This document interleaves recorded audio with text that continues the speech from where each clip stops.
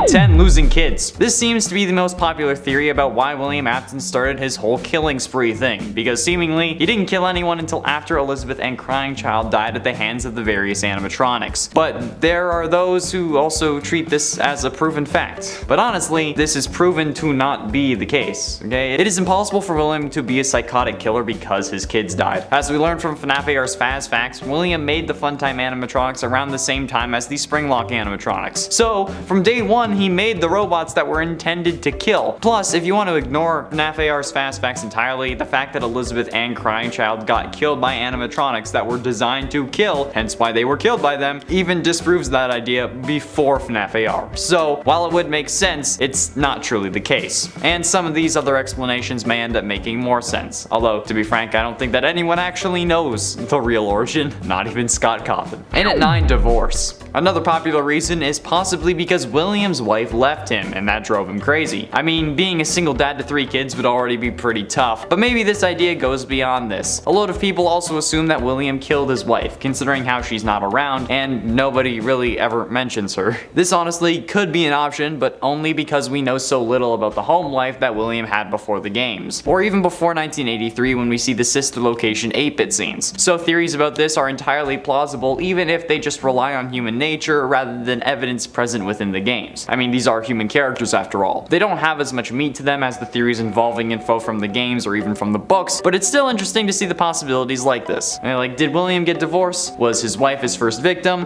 Who knows? Probably not even Scott. Honestly, I doubt William's motivation is something that like he thought of when he was throwing out the last game, when he thought that the game would end up failing. Yet here we are, 9 games and like 8 years later almost. And it ain't Phone Guy. Hold on, okay, hold on. Hear me out. I think that there is still the possibility, slight chance that despite what Scott might have said, that the Phone Guy could still be the killer. Now, this is probably almost definitely not the case. This is a list about speculating, right? Well, what if William is indeed the one recording these training tapes, and what we hear is what we see play out in FNAF 3's minigames? I mean, we thought that this was possible before, but then when they gave him a name, we figured that they were different people. But maybe they also gave us Phone Guy's name without us knowing it. I mean, what other reason would he have to be an Ultimate Custom Night? Unless the vengeful spirit heard the recordings and knew what Phone Guy sounded like? Plus, the animatronics bashing on the door could just be when William goes to disassemble them, which accidentally releases their spirits. But the tape's cut off before he ends up getting spring locked. Because, like, I don't know about you,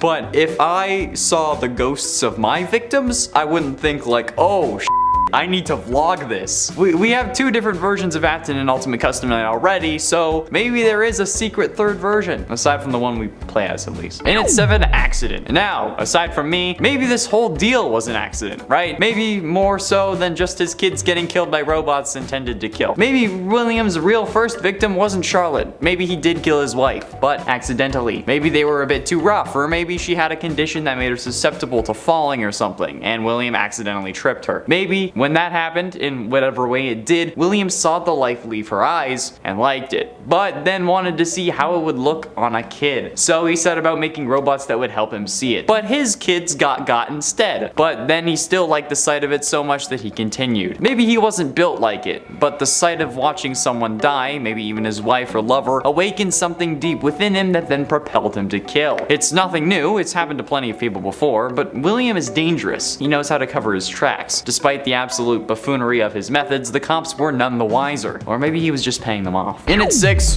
demon deal. This may be because my brain is watching too much Supernatural, but the possibility does exist that in a world with possession, living corpses, sentient biological code that can possess animatronics and people, and where spirits can possess people to keep them alive to suffer, that there is in fact also a hell and demons. And if there are demons, maybe this is why William is absolutely god insane. Maybe he sold his soul to a demon so that his business would be successful. However, so that the Reaper wouldn't come to collect, William decided to start making sacrifices. Or maybe it was demanded of him as part of his deal or something. Maybe the demon he sold his soul to wanted a little snack every once in a while, you know, some baby back ribs. Or maybe, due to this deal, he seeked out getting possessed by a vengeful spirit so that he wouldn't actually be able to be sent to hell. Or maybe that was only a theory, but he was willing to try anything in order to keep himself from eternal damnation. Just an idea. I mean, it's It's definitely unlikely, probably like 99% not the case, but it's still interesting. Halfway through in at number 5, meta theory. Now, honestly, this isn't possible, not even in the slightest, unless Scott had some seriously messed up story in mind. But my meta theory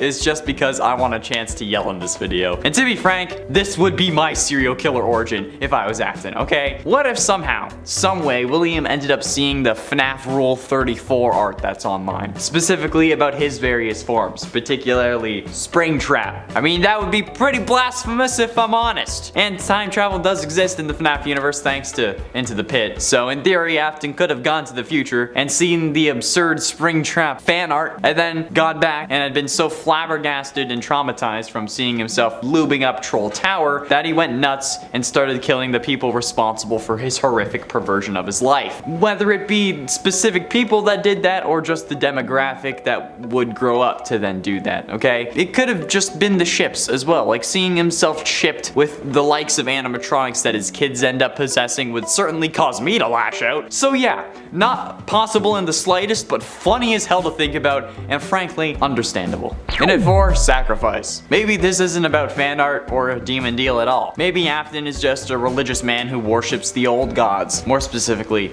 the dark ones, and believes, like some ancient cultures, that sacrifice is the key to a peaceful and long life. I mean, in the end, if this is the case, he wasn't wrong. His misdeeds end up getting him possessed, which allows him to live for much longer than he should have without food or water, after being spring-locked for 30 years, and through multiple fires. I mean, if this is his motivation, this would absolutely make sense to him, and actually to him be proven true. Like, maybe he doesn't know that his body is being possessed, at least until Ultimate Custom Night when the vengeful spirit reveals himself. Maybe until that point he genuinely thought that he was being kept alive by the gods. Hell, maybe even after the one you should not have killed reveals himself, he's still thinking that it's one of the gods instead of one of his victims. Crazy people believe crazy things, right? So who knows? Maybe Afton just thinks he's doing the Dark Lord's bidding in exchange for eternal life, or maybe an end to his suffering after losing his wife, or something like that, okay? There are many explanations, although I doubt that this one is very likely. I still like talking about it. It's fun to explore. Getting close to the end, and in number 3, dream theory. There is also the possibility that none of this was real, and that everything is actually a dream, which kind of negates the whole origin story thing, because in a dream, we don't need to worry about origin stories. We just worry about what's happening in the present moment. I mean, dreaming about yourself having a nightmare is a whole other level of meta, like Inception style, but also not really, because in this scenario, Crying Child would actually be dreaming about dreaming, whereas in Inception, they don't know that any of those dreams are actually dreams. It's also interesting since if Crying Child is dreaming all of this, he dreams that he also died, but then somehow the dream continues past that, which I've never had happen before. If I die in a dream, I wake up, which in my opinion makes more of a case for him being the vengeful spirit, but I don't like dream theory because it feels cheap, so I'm not even going to entertain the thought of it any more than I have to. If dream theory is correct, which seems to be no longer the case, but maybe it was intended beforehand, then the origin of William is totally obsolete, so let's hope it's not dream theory. But ultimately, in a number 2, time loop. Could Afton be stuck in a Groundhog Day-like scenario? Instead of a day, it's however many years. I mean, this one is absolutely wild and 100% guaranteed not to be the case, but ever since time travel was introduced into the series, it's a whole other thing now.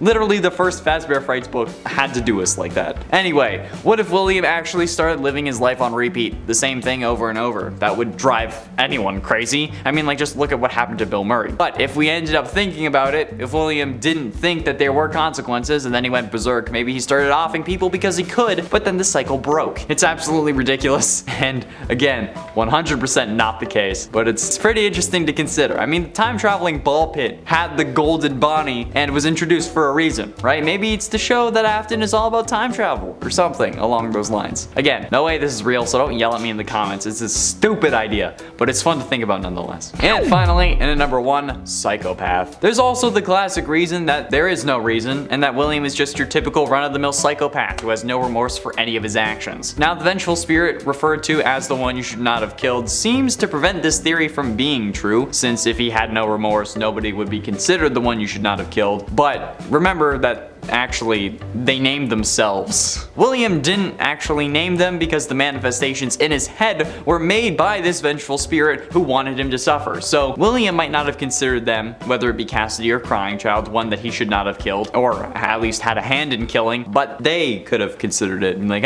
you shouldn't have killed me because now I'm possessing you.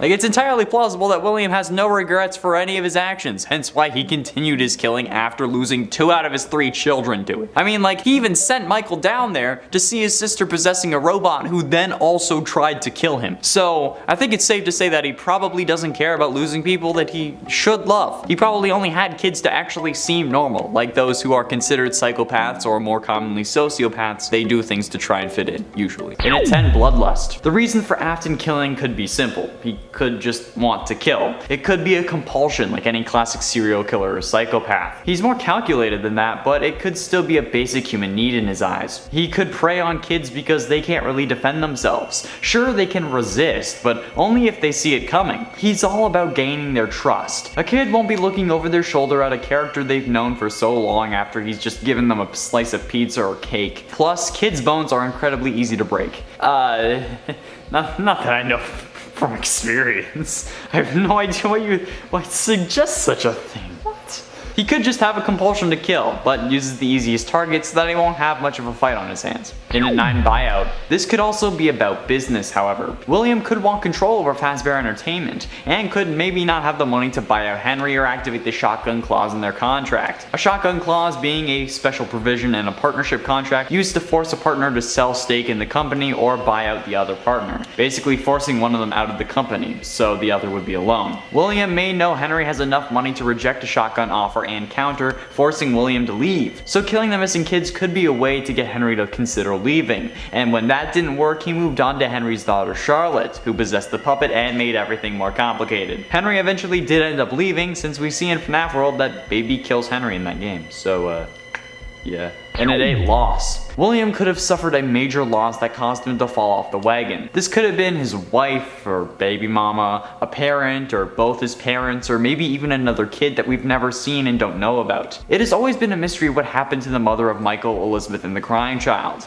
but to this day we don't have a full explanation. Maybe she left and that caused a break in his psyche. Maybe she got caught in a house fire like Immortal and the Restless seems to indicate. Or maybe she did die in a car crash like some FNAF Minecraft music videos depict it. The loss of a family member, loved one, or something else could be what caused this entire series. And at 7, pot. There are plenty of reasons William could start killing. He's smart and proficient at this point, but have we considered the fact that he wasn't always the killer we know? Everyone has to start somewhere, so what if he was doing some form of illegal or killer-like activity and he was caught and had to take his first human life? He could have found Susie's dog on the street and then been caught by her, thus making him need to kill her too. It does slightly go against the story that we've come to think, since we assume that he used her dog as a way to lure her to the back rooms and put her in the Chica suit, but there has to be something more here that we're missing. He could have been caught by the parents maybe and had to kill them, but realized that adults put up too much of a fight. Or maybe he got caught torturing the dog by his wife, who he then had to kill, driving him further down the rabbit hole. Everything is a possibility until we know the truth.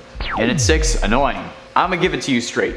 Kids are annoying. I don't care if you're a kid or if you have kids, doesn't matter. Kids are annoying as hell. There are kids who play soccer in the hallway of my building who have ruined multiple recordings multiple times. Even when they and their parents are told that they're not allowed to do that, they still let their kids play in the hall. Scooters, balls, Nerf guns, hell, you name it, they're using it. I honestly don't blame William at that point. If we go back into a stay at home and I have to deal with those creatures, you'll have to start calling me the purple guy.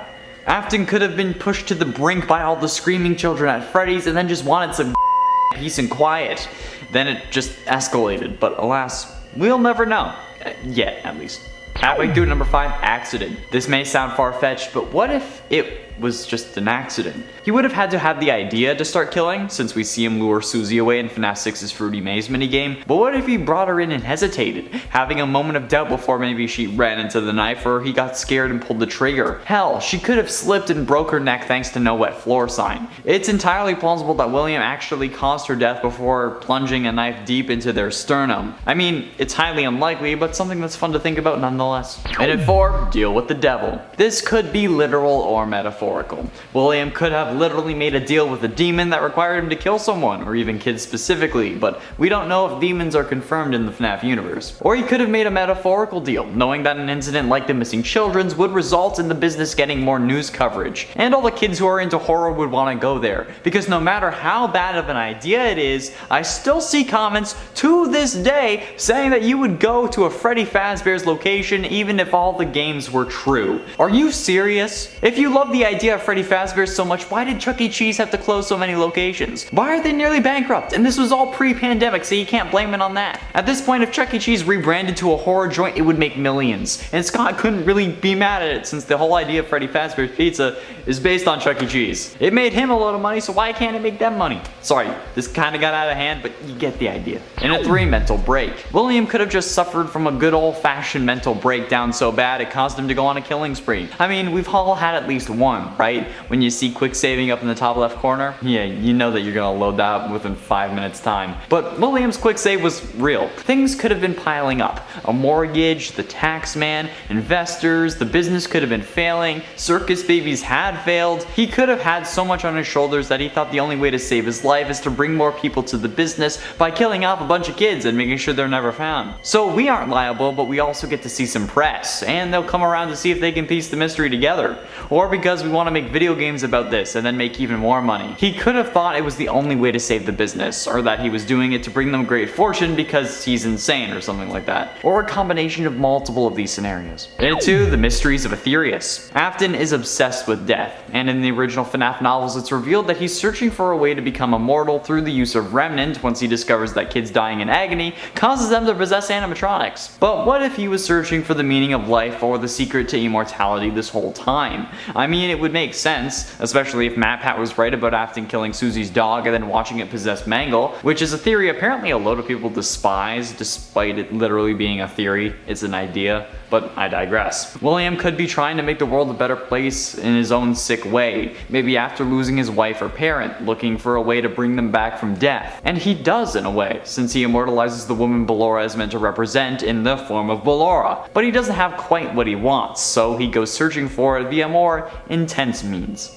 Finally, in number 1, payback. The idea of payback has never really been explored. There is no evidence that it is the reason, and it's all pure speculation, but what if Susie was the child of someone who did him wrong? Maybe William and his wife were in a car accident and she died, and in the other car was Susie's parents, so he took from them what they took from him, someone he loved. Or it could have been a robbery gone bad, or he could have mistaked Susie for another child, and Cassidy was the one he wanted to get revenge on, but they were at the same party and Susie walked in with Cassidy's parents. There are a lot of unknown variables out there, but I'm only proposing a few ideas. But revenge is always a motive for murder. An eye for an eye, they say, or a life for a life. In this case, the one wrong caused countless of innocent lives and so much pain and suffering. Hell, he may have wanted revenge on Henry, so he killed them to shut down the business so that he could watch him suffer, and when that didn't work, he went for the next best thing, Henry's daughter. There we have it, friends, the top 10 reasons FNAF William Afton could have started killing. These weren't meant to be facts, these were meant to be theories, hence the could have in the title. Why do you think William started his killing spree?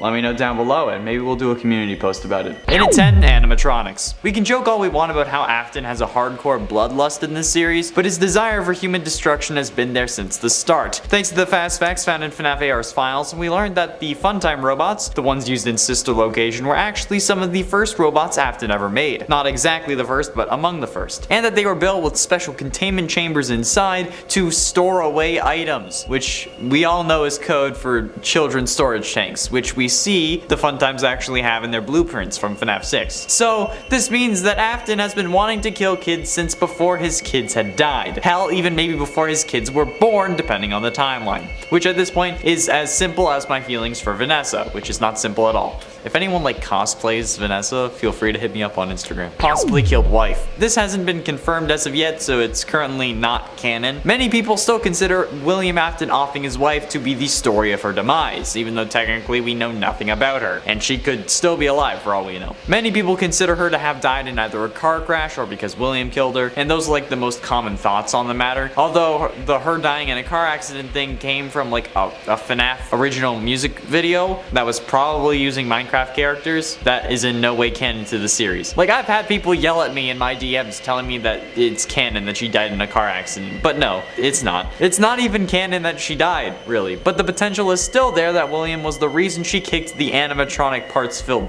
bucket. Since it's only a possibility though, it's only number 9. If it gets confirmed, I'm more than willing to bump it up higher, because like statistically speaking, your spouse is the person most likely to kill you, so she should have been on her guard. And it ain't missing children's incident. I mean, this is a fairly low-hanging fruit since it's like the inciting moment for the whole series, but I think it's worth calling out at least number 8. The missing children's incident, in case you forgot, is the infamous incident where 5 kids go missing inside of Freddy Fazbear's Pizza and are never seen again. Police investigated but were never able to find the bodies, thus they had to let their suspect, in this case William Afton, go due to a lack of evidence. However, this is one of the most horrifically painful moments that you can think of, especially if you're a parent yourself. 5 families went into Freddy Fazbear's wanting their kids to have the time of their lives in 1985, but left without their favorite people. They had the time of their lives, alright, it just so happened to also be the end of their lives. And not only that, but Afton ends up getting away with it since the police were terrible at their jobs or were getting paid off. Still not sure which one is the case in this series, but the missing children's incident is one of the most messed up things to ever happen in this series, but without it we wouldn't have the series. At least it's all fake, right?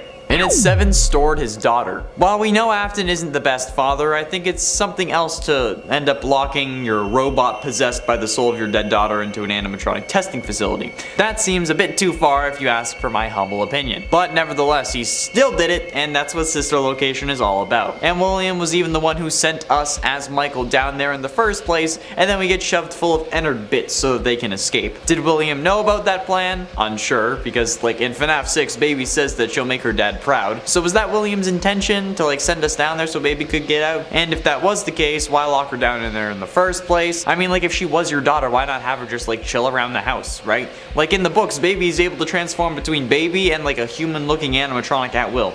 So why not add this to that version, and then you can have your daughter back, albeit a little more messed up. But like more like you in the long run, right? I don't know. This family is messed the hell up, and nothing makes sense. And at 6, lied about Remnant. Now, this isn't confirmed, much like the fact that he possibly killed his wife. However, this seems like the most likely explanation to me. So if you want a full explanation as to why I think Afton was the one who lied about Remnant, go check out that video linked up in the iCard. But I'm going to wrap this up quickly here. Basically, there have been 3 fires so far that were meant to finish off William Afton, and none of them have worked. The reason Henry tried fire was because that's supposed to be the thing that can burn off Remnant. However, Remnant can also be found in liquid form, so how can it be molten but also be burnt by fire? It makes more sense that William made up the lie that he could be killed by fire, so Henry would keep trying and failing to kill him, so he wouldn't have to worry about actually dying, since literally every time he's been caught in the fire, he has survived. And the other animatronics infused with Remnant also survived, like Baby, the puppet, and Ennard in FNAF 6, as we see from the Blob in Security Breach. Halfway through into number 5, Vanessa. Possessing Vanessa was certainly one of the more messed up things that William did. It just sounds weird, you know? Like this guy pops up into your VR headset, then takes over your body without your consent, so now you end up killing for him. That's kind of messed up. Actually, no, not kind of, that's incredibly messed up. I mean, she knows what's going on too. She actively talks in hushed tones about how she can't talk about it to her therapist. So like, what the hell is the dynamic here? I mean, possessing someone is already pretty messed up, but then causing them to make a rabbit costume so you're still a furry is a whole other set of kinks that I don't even want to talk about. And then, she knows that there's an evil inside her, but she can't do anything about it.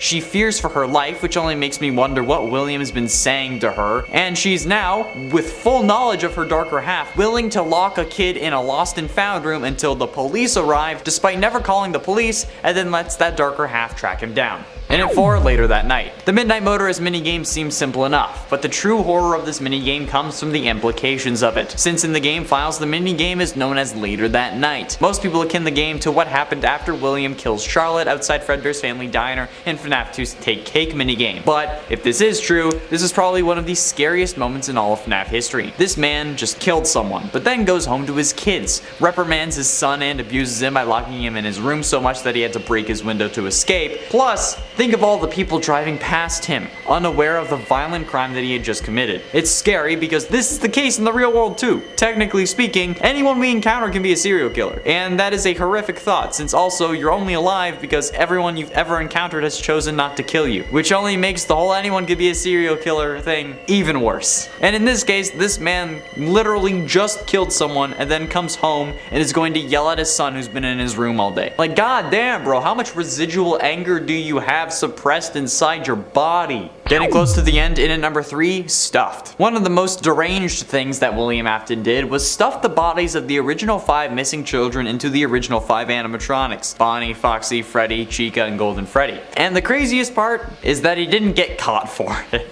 Yeah, he didn't. The animatronics smelt like death, started leaking blood and other fluids, and the police didn't bat an eye. He put these bodies in animatronics that perform for other kids and their parents every single day. How does anyone think that that's a good idea? Unless it was his way of displaying his kills or something, like some of the crime shows like to mention. How some killers enjoy the world knowing what they did, since it helps them feel more powerful or something, fuels their ego. Like maybe even if they didn't know that the bodies were there, William could be using that as an ego boost, which is messed up. And also ruins the whole he did it because his kids were dying theory, aside from the whole him killing before his kids died thing. Also, how did the police not confiscate the animatronics for evidence? Penultimately, in at number 2, first victim. They say a killer's first victim is the most important, since it usually indicates what got them to start killing or other psychological clues that they could use to predict his next moves. But in the case of William Afton, his first victim was the daughter of his longtime business partner Henry, which is hella messed up because she was 3 at the time, that time being 1983.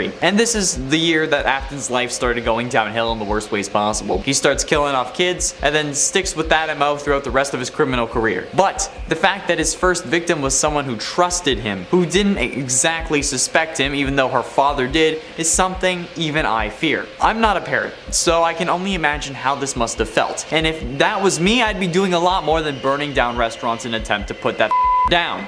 I'd be doing it myself, especially if he had killed my daughter when she was only 3 years old. Like, I can feel the rage brewing and I don't even have someone that I could, in theory, make a daughter with. And finally, in at number 1, killed his kids. The worst thing that Afton has done by far is gotten his own kids killed. Sure, he may not have done it directly, but his actions ended up resulting in all 3 of his kids' demises. Him killing Charlotte got Fredbear's closed, which resulted in him having to open up Circus Babies, which made him have to dust off Baby and the other Fun Times, which were designed to kill in the first place. Baby ends up grabbing and crushing Elizabeth, resulting in her possessing the animatronic. He superpowered the jaw of the Fredbear animatronic used in the new Freddy Fazbear's, which ends up crushing his youngest son's skull, since that was not a spring lock failure due to all the spring locks being active, since it was in animatronic mode, not suit mode, so there was nothing to fail, meaning that he had to have been crushed by the power of his jaw. And while you could argue that it was Michael's fault, why would he think that Fredbear's mouth was overpowered? As the suit technician, William knew what was going on and intentionally souped up the jaw power. And then he gets Michael killed when he sends him down to find his sister in sister location, which ends up getting him stuffed with innards and then letting himself burn in Pizzeria Simulator. So yeah, William's actions got all 3 of his kids killed, just because he had to kill his business partner's daughter. What would have happened if William Afton was actually smart? That's what we're exploring today. Let's do it. Location. The location of the various crimes does actually factor into its effectiveness, believe it or not. The idea that William was killing in his own Fazbear restaurants is a ridiculous concept that in reality should have gotten him sent to prison. The saying is something along the lines of like, don't crap where you eat, which some take literally, others take as don't date people you see on a regular basis, and in this scenario I suggest that it should mean don't kill people where you're seen on a regular basis or, you know, constantly because it's your own business, especially if it's the business that like targets kids. And while yes, this doesn't instantly make you guilty, but come on, the first thing that anyone would do in this situation, not even a cop, would be question everyone who was working when whatever had happened, or whoever it was disappeared. And let's be realistic, an incident the likes of the missing children's incident from 1985 would ruin a business permanently. None of this somehow they stay open bullshit, because in the real world they would end up closing permanently, because no parent would want to go to a place where 5 kids went missing, especially when no bodies were found, which could maybe help them, but it certainly wouldn't help much. If Afton had any competitors, any at all, alright? Even this world's version of Chuck E. Cheese, Afton should have gone there if he had any competitors, or literally anywhere else would have made more sense. However, he chose to kill where he eats, and that's probably one of the worst decisions that he could have made. Well, aside from, the killing in the first place. Animatronics. While the animatronics are an entirely other mistake, this time around I want to talk about how stupid it was to hide the bodies in the animatronics. Like, how the fuck did he end up getting away with this? The smell of rotting bodies would already ruin the place, especially when its focus is eating pizza. The heat from the animatronic insides would speed up decomposition, and the animatronics are in front of people every single day. They even started complaining that they were leaking blood and mucus, as well as smelling like death. If this was real, and William getting away with it wasn't important for the plot, he would have been caught instantly. Oh, we never found the bodies of these kids, but now these animatronics are leaking blood and smell like death. Hell, they even make bone-crushing sounds when they move. We should probably check this out. Oh look, turns out we found those missing kids. William Afton, you're under arrest for the murder of Cassidy, Fritz, Jeremy, Gabriel, Susie. Boom! Instantly. I don't know how this wasn't an open and shut case. Straight up, William was so goddamn stupid that he shouldn't have made it to the first game. Not to mention how stupid he was by building the Funtime animatronics with these item containment chambers, as he was calling it, since the cops ended up questioning him about why he made those design choices in the sister location opening scene. Plus, he superpowered the jaw of Fredbear from Fredbear's Family Diner to end up giving it a jaw that accidentally killed his son. Absolute moron. William, not the son. It wasn't his fault that he got his head shoved in there.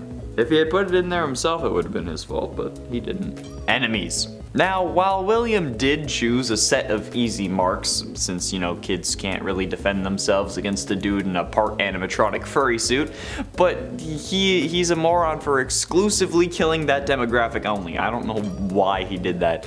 Sure, it's easier on him, especially when he's fully combined with an animatronic, but Henry serves as the opposition to William, and the reason William ends up burning multiple times. It's not Henry's fault that he turned into Springtrap, but it's certainly his fault that he turned into Scrap Trap, since this is most likely due to the FNAF 3 fire, and the FNAF 6 fire turned him into Burn Trap. So Henry has definitely been a pain in William's side for ages.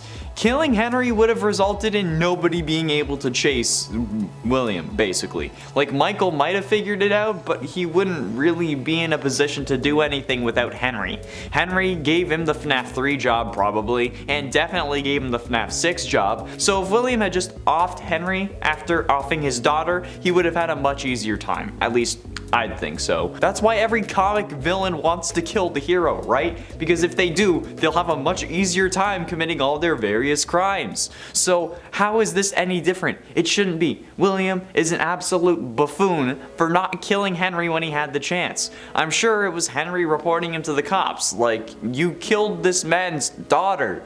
Of course he's gonna have some form of vendetta against your ass.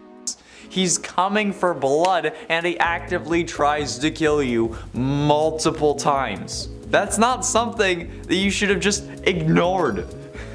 You should have just killed Henry after his daughter, because honestly it makes sense. Then you kill his wife, or the mother of Charlotte, as long as she's in the picture, knows about it, and actually cares, because sometimes they don't. But mom's gonna go after anyone who wronged their child, okay? Oh, that's something to witness, I'm telling you. Even my mom is vicious as hell, and she's like the sweetest woman in the world.